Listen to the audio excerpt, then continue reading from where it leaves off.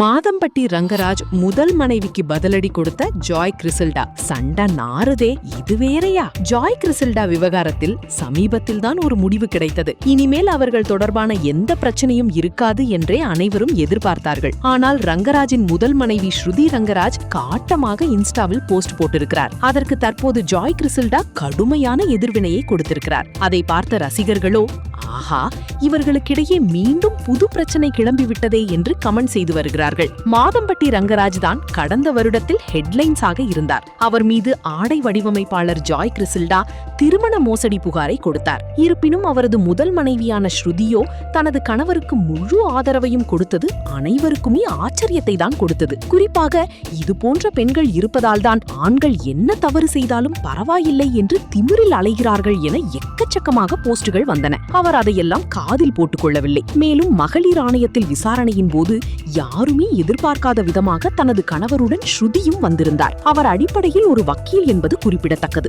ஒரு வழியாக அந்த விசாரணையில்தான் DNA டெஸ்டில் நிரூபிக்கப்பட்டால் பிறந்திருக்கும் குழந்தையை ஏற்றுக்கொள்ள தயார் என்று கூறியிருந்தார். இதனை அடுத்து நீண்ட இழுத்தடிப்புக்கு பிறகு அந்த பரிசோதனையில் பங்கேற்றார். அதில் ரங்கராஜுக்கு தான் அந்த குழந்தை பிறந்தது என்பது உறுதியானது. இனிமேல் இந்த விஷயத்தில் எந்த பஞ்சாயத்தும் வராது என்றே ரசிகர்கள் நினைத்தார்கள்.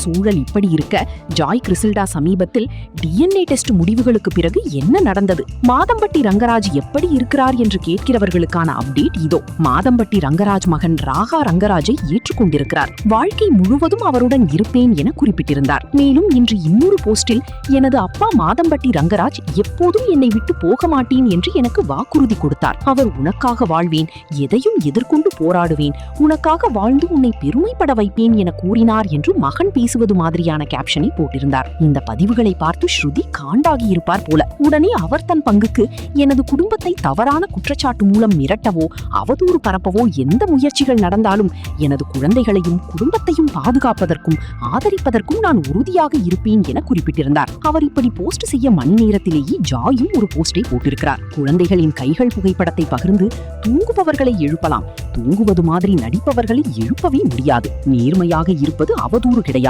பொய் சொல்வது, ஏமாற்றுவது, மாற்றி மாற்றி பேசுவது, அறம் தவறி நடப்பதுதான் குற்றம்.